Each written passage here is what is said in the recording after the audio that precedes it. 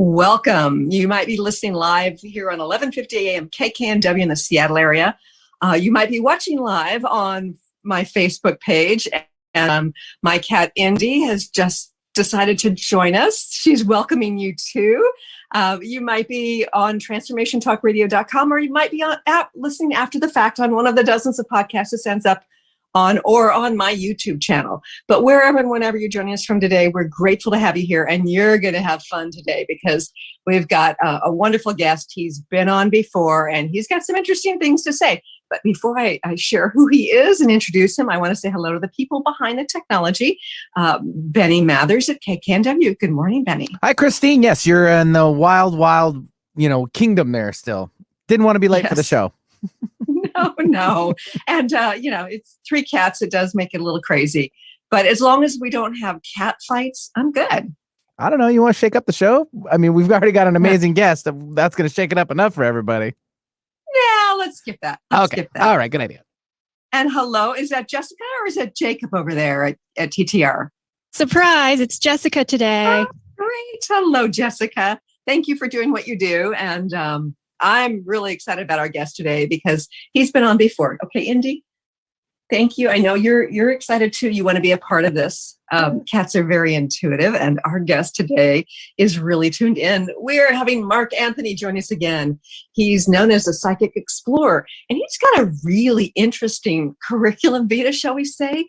His resume includes being an attorney and being a psychic medium who interacts with the spiritual realm. He's an author. He's been on major things like The Doctors, Gaia TV's Beyond Belief with George Noory. And he's been featured at conferences, including at universities. I love the way he's got that rationalist part of his brain and the intuitive, and he knows how to connect it. And he's got a new book out that I'm really excited about. It's called the Afterlife Frequency. And, here on the show, we talk about the vibration of change. Vibration has to do with frequency. Change relates to frequency. Healing relates to frequency. And as we're going to learn, connecting with the spiritual realm relates to frequency too. I'd like to welcome our guest today, Mark Anthony. Hi, Mark.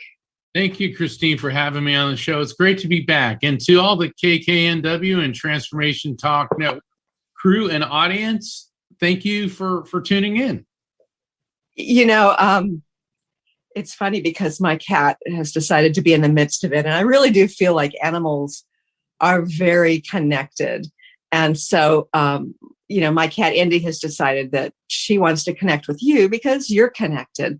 And first of all, I want to congratulate you on all your success, including, you've got a show as well. And you get to appear on all sorts of shows, many of them much bigger than my modest show. But I'm just kind of curious about why you went to that next level and wrote this next book about frequency. Yeah, well, growing up with these abilities and having parents that were psychic mediums, my dad was a Navy SEAL and a NASA engineer. And I remember him talking to me when I was about 8, and we were talking about space, because I was always interested in what he did with the space program. And he told me that a mystery is just a question for which we do not yet have the answer. And that really stuck with me. So I've always wanted to know, when it comes to spirit communication, the afterlife, near-death experiences, shared death experiences, deathbed visions, how does this happen? Why does this happen? And where does this happen? And that started the ball rolling. And if you'll indulge me just for a little bit, years ago, the best friend that I ever had, Billy, we met when we were 11 years old, went to junior high, high school, college. After high school, after college, I went to law school. Then he went to Asia, and he learned to speak Japanese, Cantonese, Thai, and Indonesian. And so he was teaching executives in Japan how to speak English, conversational English. And I went to Asia. I took about a month and a half. off, much to the chagrin of my law firm and my law partners. Okay. And so we traveled throughout Asia. And since the time we were in high school, Billy and I had this ongoing debate. He was an atheist, and I obviously am not. And he'd always say, I don't understand how you do the psychic thing. He goes, the communicating with spirits. And because like every Buddhist temple that we were at in Asia, I wanted to talk to the monks and we'd get into these discussions. And he said, you know, Mark, there's no technology, there's no science that can prove this. So I'm still skeptical about it. Well, one of the great honors of my life, Christine, is when he and his fiance asked me to perform their wedding ceremony, because I was a notary. And it's like, and I'll never forget that. I'm standing there, and there's Billy and Yuki. She was from Japan. They're standing in front of me, and everybody that mattered to me was there. My parents, his parents, all of our friends from college and high school. It was just amazing. It was one of those shining moments that, you know, when it's happening, you know, it's good. But when you look back on it, you realize it was great, beyond great. Well, unfortunately, 2 years after that, he succumbed to suicide. And there's a lot of reasons. And, you know, I want to, you know, respect his privacy. And needless to say, I was devastated. And about a year after that, my first book was released, Never Letting Go. And I was on a nationwide book tour, which included an event at a paranormal conference at the Stanley Hotel in Estes Park, Colorado. And it's a beautiful, beautiful hotel. So it's like the old West Colorado elegance, you know. And I had just given my presentation. And so then I'm down in the conference room. And it's a big conference hall, big conference hall. And there was a lot of guys and women there from TV, a lot of the paranormal investigators, and everybody had a table. So I'm signing books, and my manager, Rocky, was with me. And then she decided to walk around and check out some of the other displays. And so she's walking by this table that has all this paranormal investigation equipment. And there's a guy named Chris. He's manning this one table. And she's walking by it, and out of this machine, it's called a spirit box. And what a spirit box does is it scans EM frequencies, electromagnetic frequencies, with the objective of tuning into spirits. She's walking by it, and she hears, "Get Mark." And she stops, and she looks at this thing. And Chris said, "Did that just say?" And before they could react, it says, "Get Mark." And so I hear them screaming, "Mark, get over here, get over here." And I'm looking, and I'm like, what are they? You know, so I get up and I go over, and this crowd's forming there. And as I walked up, and before I could say anything, out of the spirit box comes, "Dude." And I knew the voice. And Rocky looked at me, tears were in her eyes. She goes, "Mark, that's Billy's voice." And then I hear, "Love you, bro," come out of it, and static fills it, and tears are just streaming down my eyes. I'm like, oh my God. And the investigator's like, "Whoa." He goes, "This is really unusual. Not only did it say get Mark, but both of you recognized the voice." And the thing is, Billy and I grew up in Florida on the East Coast in the surfing culture. He always called me dude or bro. In fact, one of the last things I remember him saying to me, I was at the Bangkok International Airport, and I was saying goodbye to him because I was going back to the States. He was going to Singapore, and he hugged me and he goes, "Love you, bro." And you know, Christine, it got me thinking. And this is what in my new book, The Afterlife Frequency, I talk about spiritual synchronicity. This was more than just him reaching out. And it began to dawn on me that this was a complex series of events, which was engineered, if you will, by a spirit. And not just a spirit, but one that when he was here was an atheist, and one who told me he didn't believe this because there's no technology that can do this. And then what does he do? He comes through to me through this technology. And I love it. Yeah, and so that got me on the road, which led to me writing my new book, The Afterlife Frequency. And for the benefit of the listeners, that story is not in the book, okay? Because I'm not going to sit here and tell you the stories in the book, because here's why. I take scientific concepts and I explain them in a way that anybody can understand. Because, I mean, who wants to read an algebra or a calculus textbook? Okay, that's just going to be. I'm a former math major, so. Okay, well, you're the exception. But still, it's hard, okay? For people who don't have that level of expertise, it's going to be difficult. But then I illustrated with stories. And the reason that I didn't put the story in about Billy is because people would be asking me, well, what caused you to write this book? Mm-hmm. And there it is. Yeah. That's such an amazing story. And I think we live at this this transitional time where science and the more esoteric, the spiritual, and I hate the fact that we separate these things out. Yeah. I personally have issues with the term spirituality or being spiritual in some sense because it compartmentalizes our reality when in fact we should be embracing all of it as different vibrations, so to speak. But we need to talk about that in those terms because it does help to identify the higher frequency vibration that we want to talk about. So I think that it's really interesting that there are ways in which scientists are able to measure. And clearly you had this situation with this machine.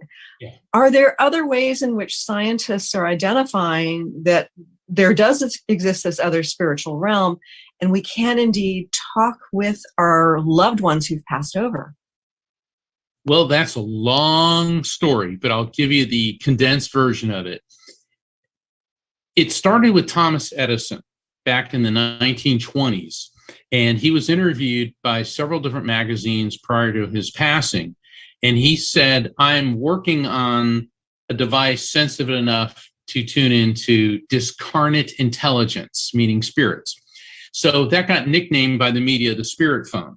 Well, then, Edison passed, he died, and he wasn't able to complete his work. And so since that time, there have been a number of devices which, like the spirit box, and there's EVP, electronic voice phenomenon, there's infrared scanners, there's ultraviolet scanners that are used in paranormal investigation, aka ghost hunting. I prefer the term paranormal investigation.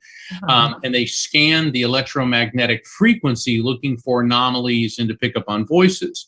And the scientist who wrote the foreword for my book, Dr. Gary Schwartz, who's the head of psychology, parapsychology, physics, surgery at the University of Arizona. Yeah, whom I know personally, by the way. Yeah, I think part of his research, yes. Okay, yeah, me too. And he's just awesome. And he is currently working on the soul phone. And the soul phone technology is designed to tune in to the other side. Now, I'm on the board of directors of the soul phone project. And Great.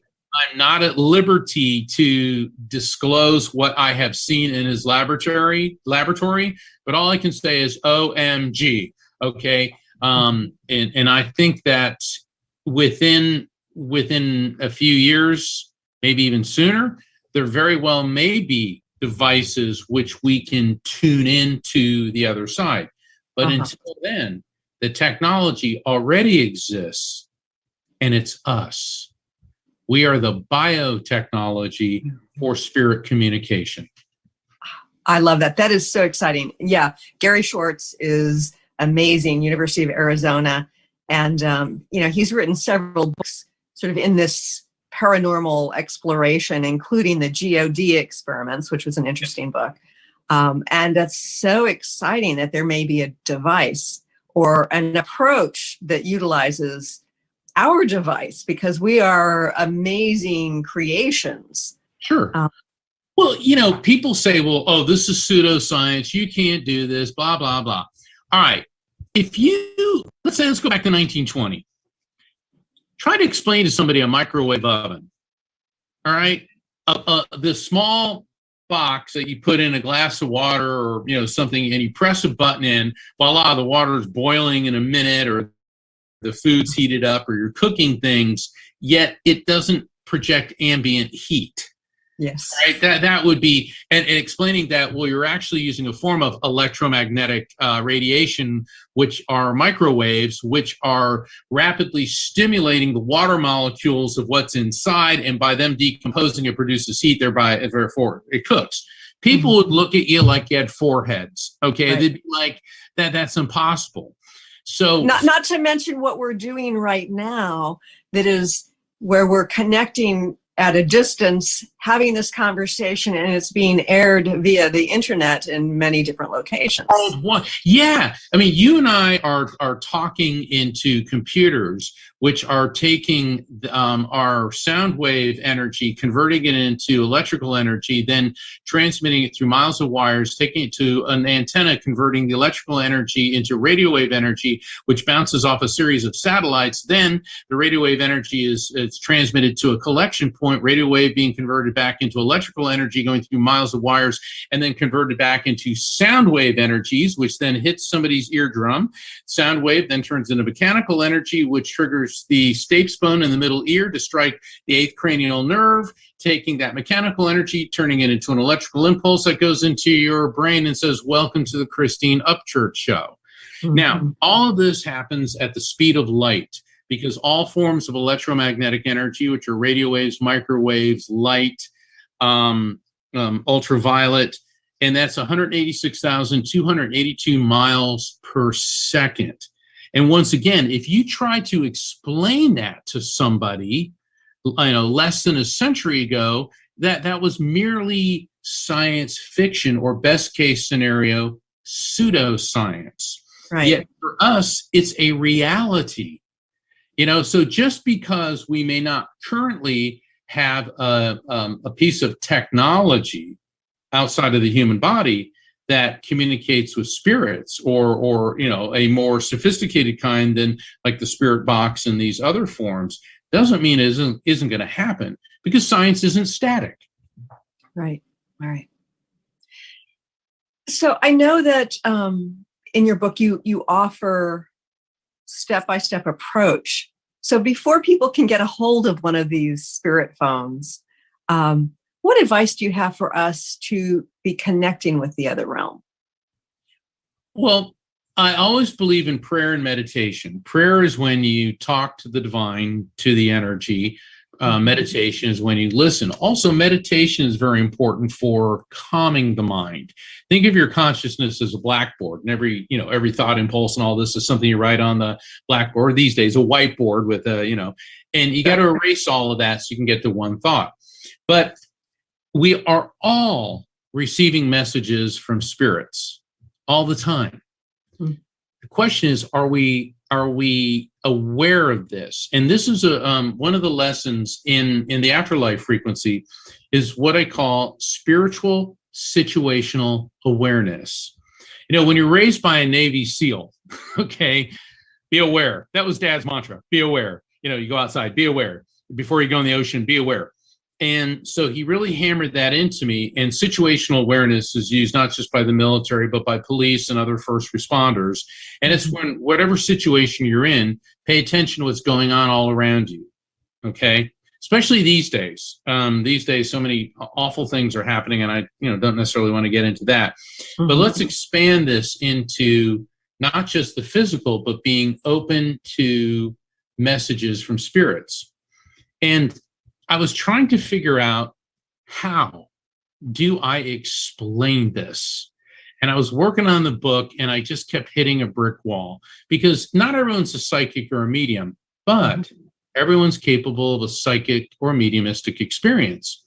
So I hit writer's block, and Christine, I just couldn't get through it. I mean, it was just, you're a writer, you understand.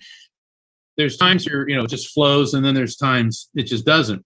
So I decided to go for a walk on the beach to clear my head, and I'm leaving my driveway, and so I get these cold chills and tingles. So I said, okay, that's the spirit.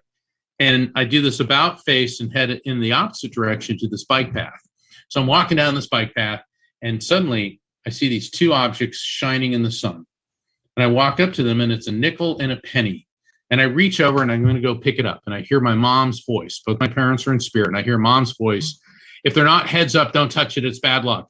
And I started laughing, because my mom's family is of Italian descent, and they have a superstition for all occasions, and coins being tails up is one of those. And then I hear Dad's voice. It's money, grab it. And I'm laughing. Okay.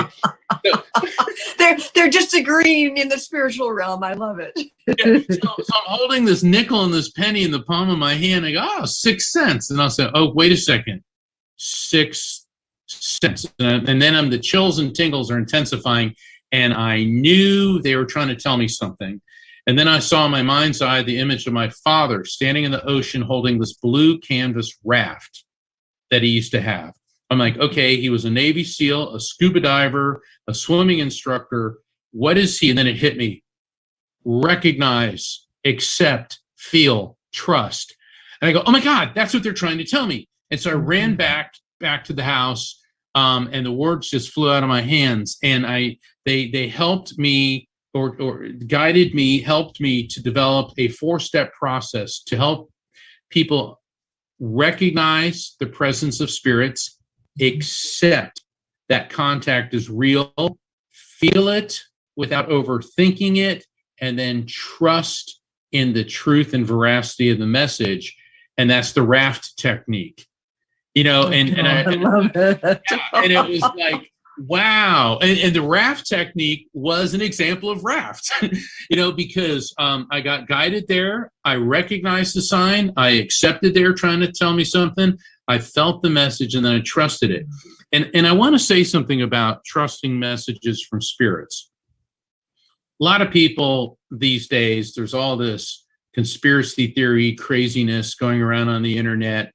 And there's so-called shamans that say, oh, I'm receiving messages to start an insurrection, or, people in different religions thinking that you should blow things up in the name of, their version of God. Those have nothing to do with spirituality. Those are merely the ego of a narcissistic sociopath.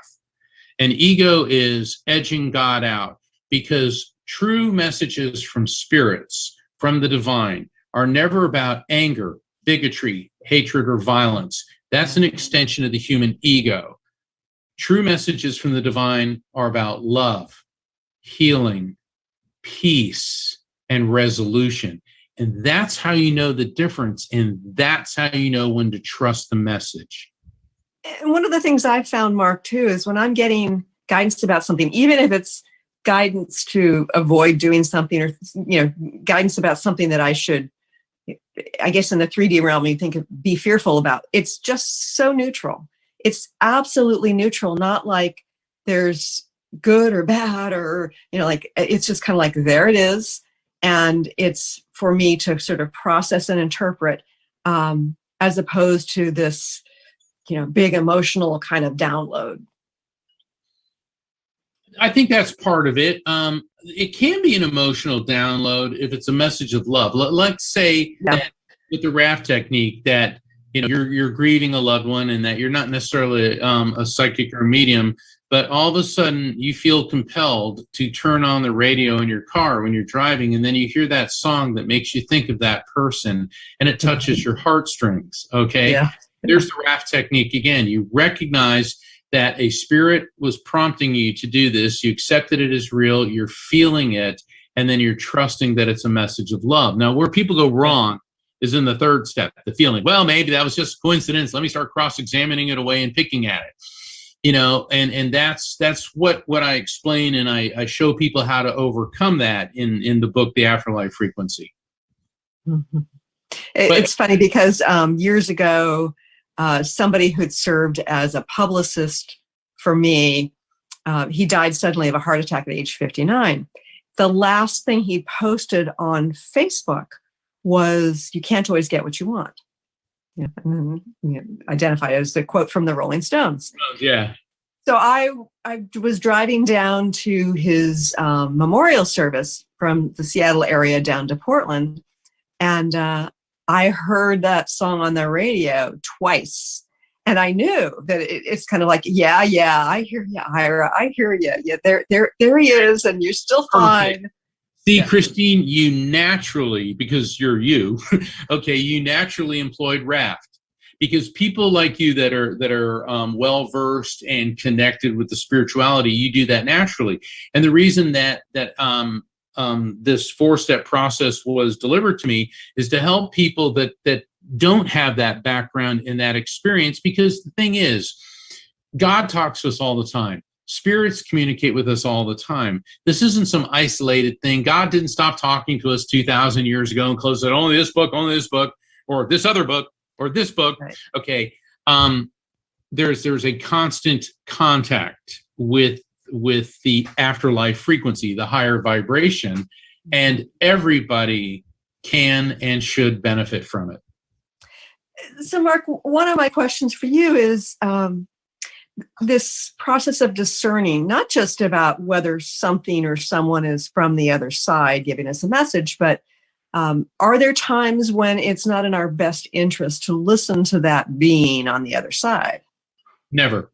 Because once again, true messages from the divine, true messages from spirit are about love, healing, and resolution. And they're uplifting.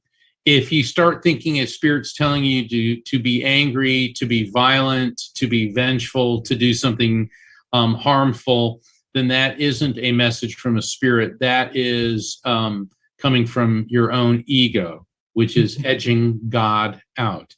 There's a difference between the brain and our mind or our soul. The brain is essentially a hard drive that hosts the electromagnetic soul, which is a term that I introduce in the Afterlife Frequency to describe what we really are, is pure consciousness, which is electromagnetic energy, and henceforth the electromagnetic soul. And in the explanation of what this is and how I developed this, I go into much greater detail in the book. But the thing is, think of your brain like a computer hard drive. And when the hard drive crashes, meaning when we die, the programs, the who and what we are on that hard drive do not disintegrate. They get uploaded, transferred, if you will, to a higher vibrational frequency, which is the afterlife frequency. And you talking about us being electromagnetic beings, that's been measured in various ways, correct? It has. Albert Einstein was the first person to say this. He said, matter is energy. Energy is light is energy. Matter is energy. We're all light beings. We're all energetic beings. And we know that the brain has an electrical field. We know that the heart has an electrical field. We know that our nervous system operates on electrical impulses. Mm-hmm. And now scientists, the first discovery was in the 1920s. I think it was Alexander Maberoff, No, it was Lebedev. And Alexander Maberoff is a more recent Russian biophysicist. And this has been confirmed by other biophysicists, including at the Massachusetts Institute of Technology, that on a cellular level, our cells, our individual cells, create flashes of light. Now, this is not something visible to the human eye. This is not bioluminescence like a firefly. And MIT put out a paper that said it appears that these flashes of light are for inter and intracellular communication. In other words, our body communicates with itself using light, which means it moves at light speed. And to me, this is very exciting. It also ties into what Albert Einstein was saying, how we are all light beings. And also, light is the only form of electromagnetic energy visible to the human eye. And all the great spiritual teachers from, the sages of ancient India, through Buddha, through Moses, through Jesus, through Muhammad, through Gandhi, you can go all over the world, every religion, Native Americanism, all of them. How do they describe the divine? As light. Yes. People have near-death experiences, talk about going into the light. And to me, it is so enlightening to realize that the same light, the way we perceive the spiritual energy of the divine, is the same light that is being created within us on a cellular level. That's fascinating. And I think about the studies that have shown the magnetism as well regarding each cell having this toroidal flow, and how we as human bodies have this toroidal flow, and the earth itself has this energetic magnetic flow that's in the pattern of a torus. So there's the magnetic part. Oh, absolutely. You know, it's interesting. You know, we all, you know, Elon Musk, he wants to go to Mars and all that. And hey, look, I'm a space guy. Okay, I'm all for it. And Mars doesn't have an a magnetic field. Oh, interesting. Isn't that interesting? I was shocked when I read that. Now, maybe I'm wrong, and I'm sure somebody would point out if I am, but I'm pretty certain, based on everything I've read, that we have a magnetic North Pole and a magnetic South Pole, yet Mars doesn't. And out of all the planets that we can tell in our solar system, the one that's the most like Earth would be Mars. You know, it's roughly the same size. It sort of kind of has an atmosphere. It's funny. I saw, was it Sir David Attenborough, the conservationist, the environmentalist, such a great guy. He goes, and he's so British. He goes, why would you possibly want to go live on Mars? He goes, can you think of a better place to live than Earth? And he had a really good point. He goes, and that's why we really need to take care of this planet, because it's so fragile. And you know, I'm all for space travel and the technology, but we have been given a very fragile place to live. And it just so happens to have an electromagnetic field, an atmosphere, and the ability to repel harmful forms of EM radiation that would kill us. So, thinking in terms of the fragility of our planet and how we are undergoing what I believe is a huge transformation on our planet, has it shifted anything about the connection with the spiritual realm and the information, and maybe even the amount of information coming from the other side? I don't know if it's shifted. I think there is a greater awareness now of this. Now, people have been spiritually oriented since the dawn of recorded history. And that's why humans have created religions as a means of interpreting the interface. You know, religions are a means of an interface with this divine. And I think that there's a much greater understanding now. And of course, there's always going to be the skeptics and the naysayers and the people who don't believe this, and then the religious extremists who say it's, you know, my way or the, you know, hell highway. Right. But I think that awareness is increasing. And I certainly hope that this is going to be positive, because, you know, Christine, throughout my life, I had the benefit of meeting Neil Armstrong. I've met Buzz Aldrin, the first two humans to step foot on the moon. I met John Glenn. I met Mike Foreman, and I actually met a politician, Bill Nelson, who was on one of the space shuttles and now is the head of NASA. And it was great because I was able to, you know, talk to them all briefly. John Glenn I talked to for quite some time. Then that was something I'll always treasure. And they all said pretty much the same thing. When you're looking down from space at the Earth and you see how incredibly beautiful it is and how alive it is, and you can almost feel, they said, like, you can feel the pulse of the energy, and then you also see how fragile it is. Now, it was just overwhelming to hear that.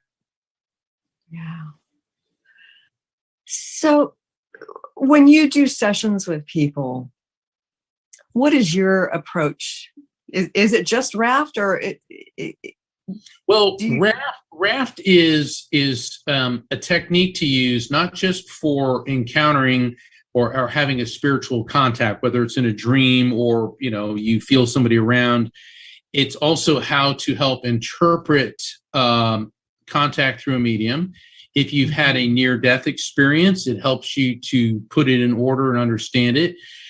Deathbed visions, when somebody is dying and that person starts talking about seeing their loved ones in spirit, and people around them begin to see that as well. So it goes from a DBV, deathbed vision, to an SDE, a shared death experience. And this is much more common than is widely known, and being much more documented now. The RAF technique is the approach to helping understand all of that. What I do when I do readings for people, and if people are interested in scheduling a reading with me, please visit my website, which is afterlifefrequency.com, just like the book, The Afterlife Frequency. I spend about 10 minutes or so explaining my process so that they're aware of it. And then I open up my brain to higher frequencies, and I'll see things, hear things, feel things, know things. So what happens is spirits, which are pure electromagnetic energy, are sending an electromagnetic impulse to me, and that goes into my brain, which then converts it into recognizable concepts based on my memories, feelings, and cultural associations. So then I'll explain what's happening with me. And what I always tell people is my interpretation of something is more important than yours. Like the other night, I was doing a spirit communication event online through brightlive.com. And I was doing a reading for this woman, and it was her I think it was her father's spirit came through and kept saying, Pepsi, Pepsi, Pepsi, Pepsi. And she said, well, I drink Diet Coke all the time. I go, no, that's not it. I keep hearing Pepsi, Pepsi, Pepsi, Pepsi. And she said, wait a second. My son has a dog that he wanted to name Pepsi, but we wouldn't let him, so he named it Poppy. And I'm like, bingo. Oh, I love it. So you talked about taking the frequency that is present and interpreting it through your brain. So what's your perspective on the brain's function with consciousness? Well, the brain is the host of the consciousness, whereas the electromagnetic soul, our consciousness, is an eternal living being. And it appears, and I've done over 15,000 readings, which means I've connected with something like 100,000 plus spirits. Because in a reading, in a one-on-one reading particularly, you're going to get more than one person coming through. And interesting. Yeah. And look at it this way. Think of your body like, think of your body like a bottle. Okay.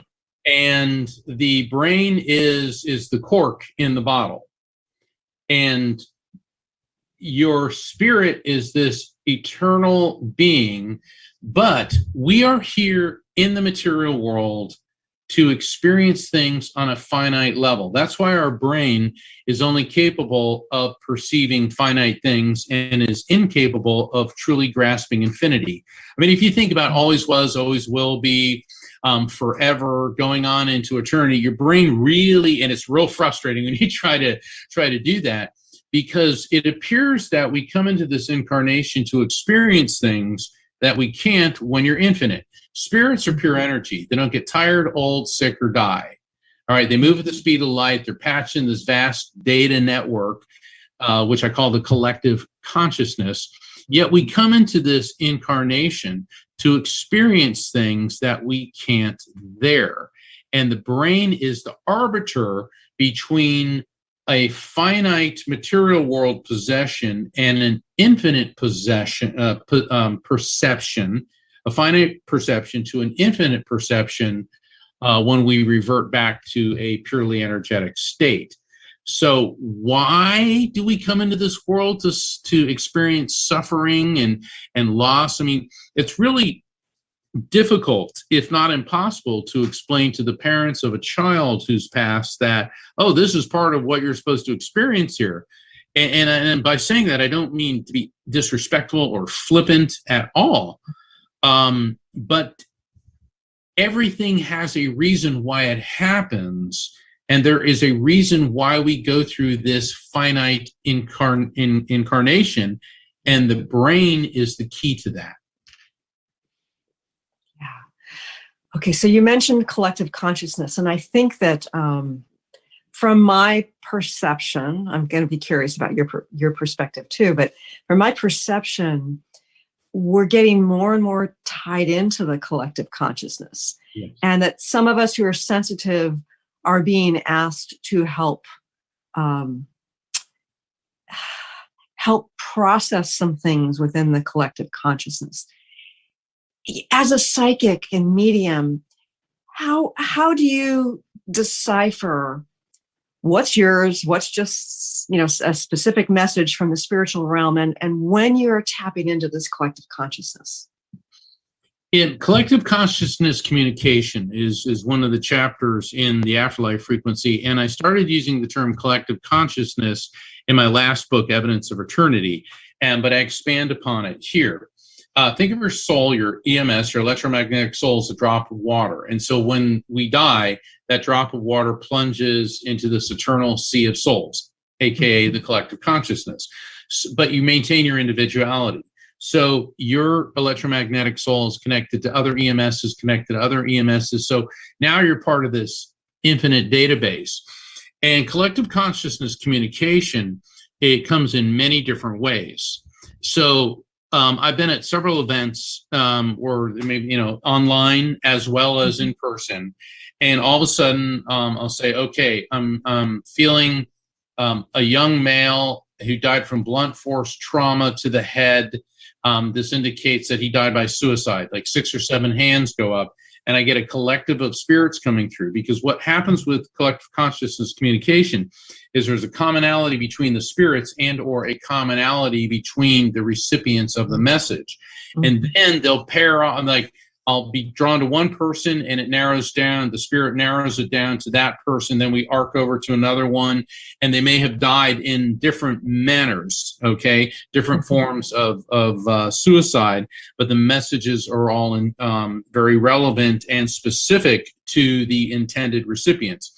Then, and I just want to interject. To me, that makes perfect sense, because if you talk about the frequency of suicide, that even though the suicides may have been performed in a different way for different reasons, it must have some of the same similarity of that vibration. Yeah, absolutely, Christine. It's very good. It does. And the people that are receiving the messages need to hear, first off, the collective consciousness message, and then the individualized messages, which will bring forth facts and data to guarantee that, yes, this is, my son, my brother, whoever that it was. Then there may be, let's say I do a reading, let's say I'm doing a reading on you, and you're in an audience of 100 people.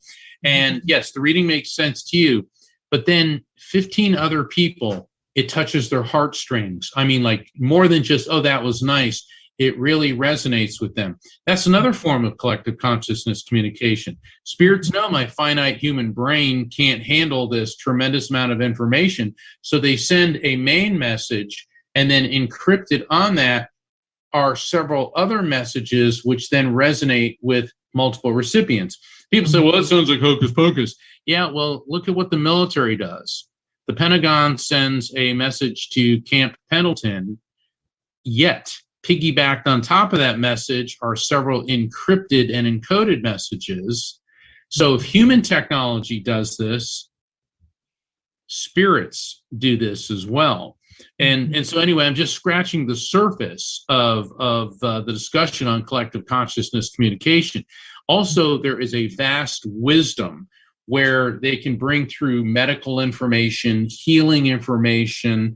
Edgar Cayce, I'm sure a lot of your listeners know who he was, but for those who don't, he was a very famous medium who died back in the 1940s. And there's the Edgar Cayce Association for Research and Enlightenment, and there's several branches all over the country, the main one being in Virginia Beach, in Virginia. And people may recognize it just the abbreviation ARE. Yeah, the ARE. Yeah, in our field, Christine, there's so many acronyms. We got the ARE, we got the EMS, we got the INDS, ION. But the thing is he referred to what I call the collective consciousness as a universal mind. And I've researched Cayce enough, and I was like, oh, because I came up with the term when I was reading him, as they were talking about the same thing. That's where he got his medical cures. Healing is a gift from the divine. Mm-hmm. And it's really fascinating when I'm doing a reading for somebody and this very complex medical information comes through. Now, I have a basic understanding of anatomy and physiology because I work as an attorney, and I also did personal injury cases. But when spirits start transmitting information to me about genetic anomalies that I know nothing about, and then the recipient's like, oh my God, that runs in our family, or they contact me like a month or two later and say, you know, we weren't sure, and then we went to the doctor and we tested positive for this. We know that is what's coming from the collective consciousness, because healing is a gift from the divine. Mm-hmm. I just want to circle back for a minute. When you were talking about doing presentations, doing readings in front of a group, and how it will resonate with, you know, more than one person, even if the message is from one spirit that's connected to that one person. That also makes sense to me based on what you're saying in your book and what you're saying in this discussion, that it's all about frequency. Right. Because one of the things I've noticed when I do an Akashic record reading, that it's not just about the information that is transferred that makes the change. There's this vibrational awareness and this vibrational shift based on that kind of, that resonance, that interaction of frequency that allows a person to understand something more deeply, to move through something more profoundly. And so I think that's really cool, that whether these gatherings are on Zoom or in person, that it has that effect. So yeah, it makes perfect sense to me. Yeah, and by tapping into the Akashic records, you're interfacing with the collective consciousness. Yeah. You know, I mean, we put different terms on it, but we're talking the same thing. And sure. And I think it's fascinating because, you know, there's this vast amount of wisdom. And if you look at it, you know, the great healers, you know, Jesus, you know, the saints, and saints are not just limited to Christianity. The Hindus and the Buddhists also have people that they venerate as saints, and healing tends to be a component of the work of these people. Mm-hmm. So that's why I always say that true messages from the divine power that we call God, true messages from the afterlife frequency, are about love, healing, and peace and resolution. So I think about those on the other side who are helping us to transform, to heal, to evolve. So when you've interacted with those from the other side, are they saying that they have a role, they have a purpose, just like when we're in human form, we may feel like we're on a mission or serve some purpose for growth? Yeah, they do. They do. And, you know, because I was wondering, like, what do you guys do? You know, what do you do? And, you know, you get the answer, you can't even begin to understand. I'm like, oh, come on, you got to, come on, try me, you know. And really, we can't really begin to understand. But the thing is, everybody, both on this side and the other side, has a part to play. And when you're a spirit, you're able to act in an advisory, a guidance, a healing capacity. But the thing is, spirits aren't here to control us. Mm-hmm. Okay, they're not here to tell us what to do. They can guide us. Ultimately, what we do with our lives is our decision, because free will is a gift. And what we do with that free will, now that seems to tie into why are we here in this incarnation. You know, one of I think the worst thing that all of us deal with is the death of a loved one. It's crushing. It's just, it pulls the rug right out from under you, and there's nothing we can do about it. Right. But what we can do is adjust how we react to it. And, you know, as an attorney and as a medium, I've seen a lot of people, their lives ruined by grief. They turn to self-medicating, drugs, alcohol, impulsive behaviors, violence. and their grief leads them to inflict criminal type behaviors, which then inflict grief on someone else. Take someone who is behind the wheel, drunk driving, and they kill somebody. Did that person mean that day to get super drunk and go kill somebody? Probably not. But why does that person drink to that form of excess? Many times I've found in my work as a medium and as an attorney, when we examine that, they're coping with grief, maybe from childhood, unresolved grief or something else. So their grief led to crime, which leads to grief. And that's why it's so important to realize that you do have control over how you respond to things. And I've seen so many people, like organizations like Helping Parents Heal. All right, people absolutely crushed, understandably, totally understandably so, by the death of a child. But what they do is it now leads them on a spiritual path of understanding, to be more compassionate, to reach out and act as a support group for other parents who've lost children. And so instead of becoming drug addicts and alcoholics, they are shifting that into, by helping others, they're actually also helping themselves. Yeah. I can't think of anything worse than losing a child, and I'm sure you've interacted with plenty of people who have lost a child. They're according to grief experts, there is no pain greater than the loss of a child, because when you lose a child, it upsets the natural order of things. We're supposed to die first, not our child, and you lose your future. It's just crushing. So, my heart goes out. That's one of the reasons that I work with Helping Parents Heal, that I do spirit communication events with them, because that's how I can help. Yeah. Oh, Mark, there's so many more things I want to ask you. And again, I want to mention your book, The Afterlife Frequency, because you're such a great communicator. You've had so many interesting experiences to not only, like, it's not just the science of this is how we've got evidence that this really is true, but the examples, the stories touch people on a deep level to open them up to hope. Not only hope that there is this other side and that they will see their loved ones again, but that there's this possibility of communicating with their loved ones, communicating and being open to a new stage of interacting with their loved ones. In maybe 2 minutes or less, do you have a final message for our listeners and viewers? I do. The message that has been conveyed to me is that my role is to help people understand that the divine power we call God exists, that the afterlife, heaven, the other side, nirvana, whatever you want to call it, exists, that our electromagnetic soul is an eternal living being, that we can communicate with electromagnetic souls, and that we will be reunited with our loved ones in the light when it is our appointed time to leave this material world.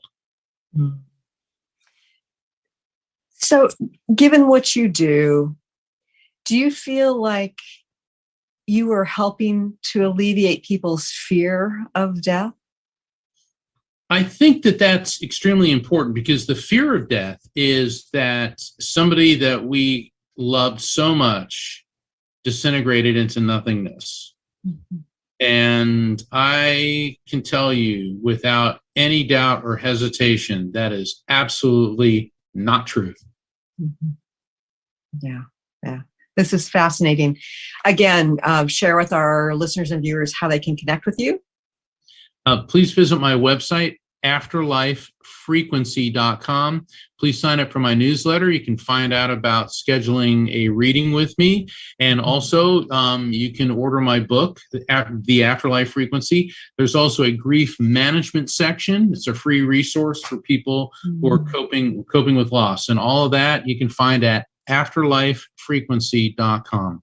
That's great. Thank you, Mark. It's been great to get to see you and talk to you again. And congratulations on your new book, which I think is officially coming out on the 12th. Is that right? Or we're past it? It is. It's officially coming out on the 12th. But the reports I've been getting from Amazon, it's already hit #1 on a couple different of their bestseller lists. So all I can say to everybody is thank you. I'm very humbled. I'm very honored. And Christine, thank you so much for having me on your show. And I want to thank all the KKNW listeners and all the Transformation Network listeners. Thank you, and God bless you. Yeah. And thank you, Mark. And thank you, listeners and viewers. Look forward to talking to you again soon. All clear.